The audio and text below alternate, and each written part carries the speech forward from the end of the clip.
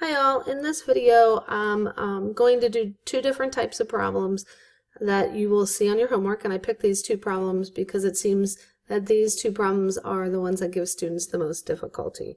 So the first one is going to be on page 104, problem number 22. And in this problem they're asking you to calculate the distance in kilometers between the two cities, Farmersville and Pentacon. The first one's located at 36 degrees north of the equator, and the second one is 49 degrees north of the equator. And you are to assume that they are on the same north-south line. So one city is directly above the other. And they tell us that we can use for the radius of the Earth, they tell us we can use 6,400 kilometers as a good estimate. All right, so how are we going to do this? Well, let's pretend that this little circle here is a picture of the Earth. So I'm going to draw the center of the Earth, and I'm going to draw a line straight out, and this line is going to represent the equator.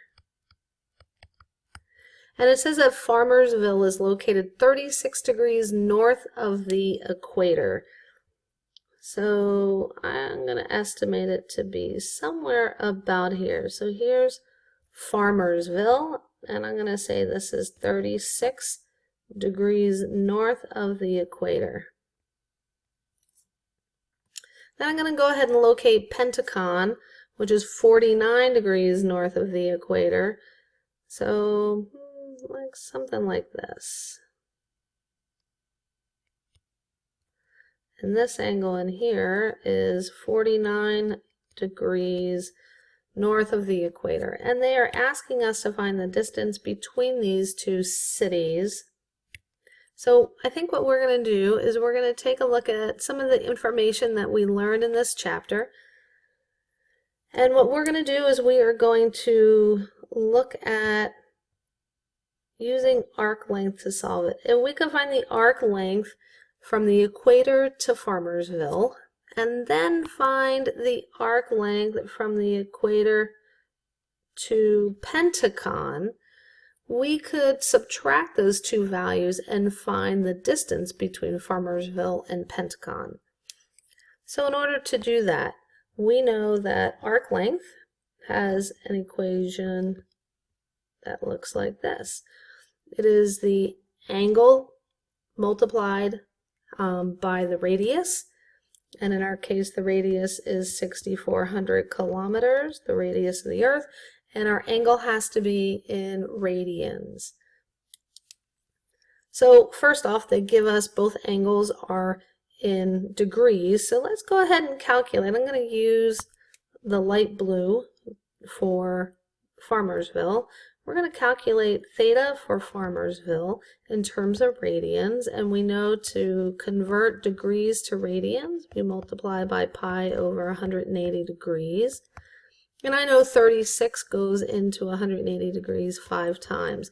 So 36 degrees is pi over 5 radians. If I go ahead and calculate radians for 49 degrees, I'm going to go ahead and use purple for Pentacon. For Pentacon. That is going to be 49 degrees times pi over 180 degrees, and that I don't believe reduces, so I'm going to just leave it as 49 pi over 180. And in the end, we'll go ahead and round to the nearest, I guess, two significant digits because we were given 36 degrees and 49 degrees.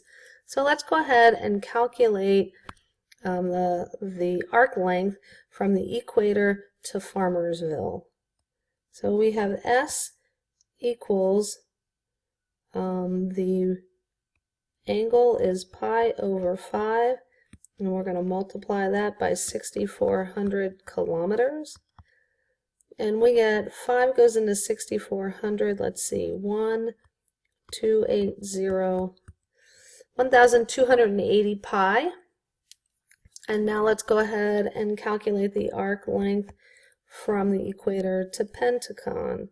And our let's see, our angle is 49 pi over 180, and we're going to multiply that by 6,400.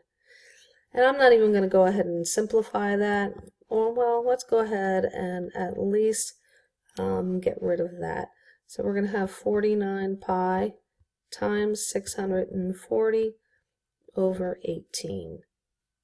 All right, so what we're going to do now is we're going to take the longer arc length, which is 49 pi times 640 over 18, and we're going to subtract from it the shorter arc length to find the distance between these two cities. So I'm going to go ahead and plug that into my calculator. So it might take me a second, and you guys can try and plug that into your calculator as well.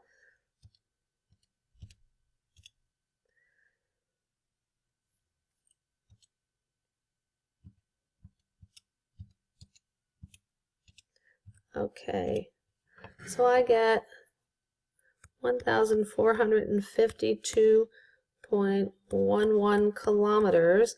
Okay, so significant digits. I was given 2 significant digits, so I'm going to round to 2 significant digits, which will give me approximately 1,500 kilometers between those two cities. So when you are doing your homework over the weekend or over the break, make sure that you find the arc length of both of your cities from the equator, and then you can subtract their arc length to find the distance between the two cities. Okay, so the next type of problem I'm going to do, I'm going to erase this, is I'm going to do problem number 30. And 30 is an interesting problem. We have 2 gears that are locked together. So let's create 2 gears. I've got a smaller gear, and then I have a larger gear. Let's see if I can get them next to each other. So it looks like 2 gears locked together. All right, and you know how gears work. When one rotates, the other one rotates as well in the opposite direction.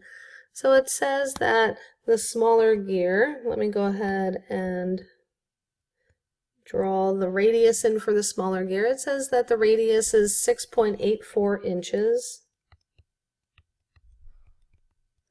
And for the larger gear, it says that the radius is 12.46 inches.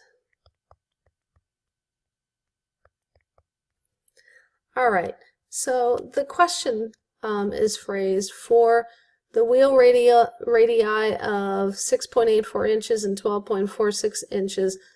And if the smaller wheel or gear rotates through an angle of 150 degrees, find the rotation or the angle that the larger gear rotates through.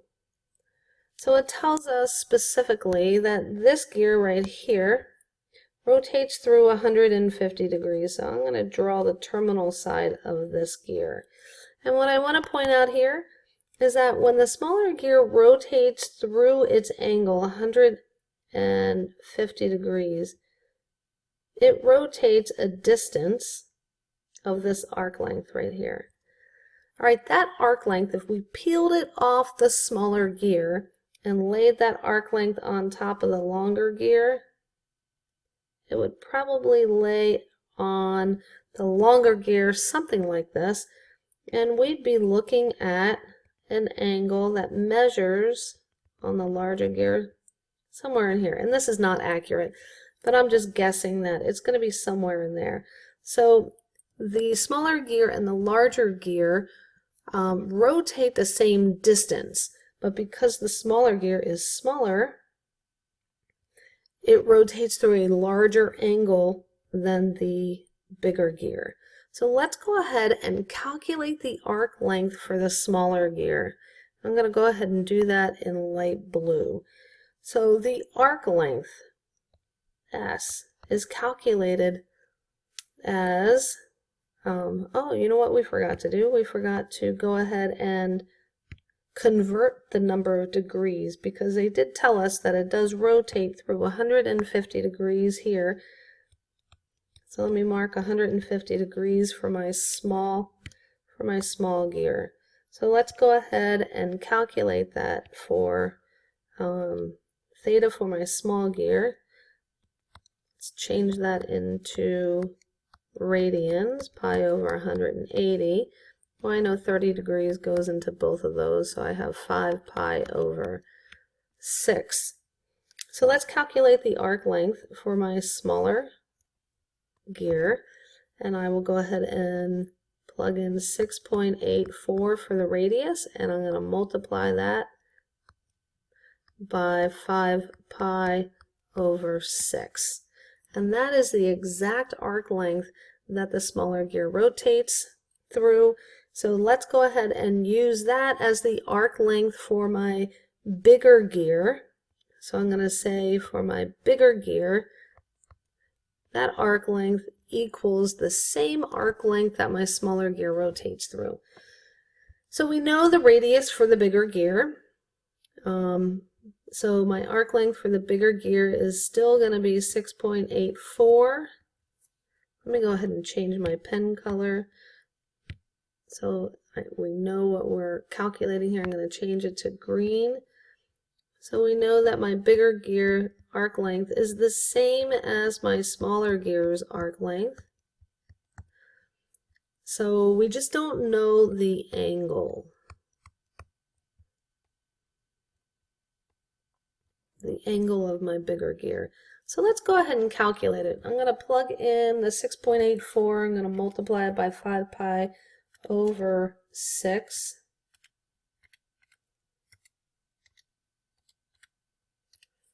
And I get approximately 17.907.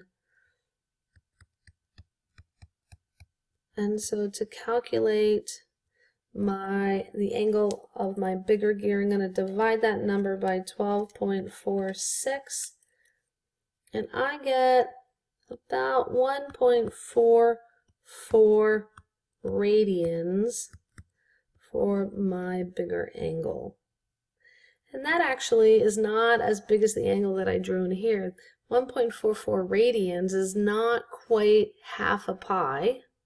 So that is actually an angle that's smaller than 90 degrees.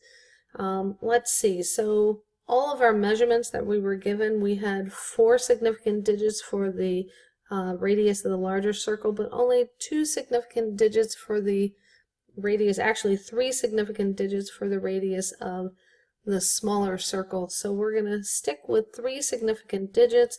So I'm going to keep 1.44 radians for my answer for number 30. Let's see. So the question actually does say through how many degrees. So we're going to go ahead and calculate that back and change it from radians back to degrees. So I'm going to go ahead and multiply by 180 over pi. So let's go ahead and multiply that by 180 and then divide it by pi. And we get an angle that is approximately 82.3 degrees. Okay, so I hope that helped you with these 2 types of problems while you're working these over the Easter break.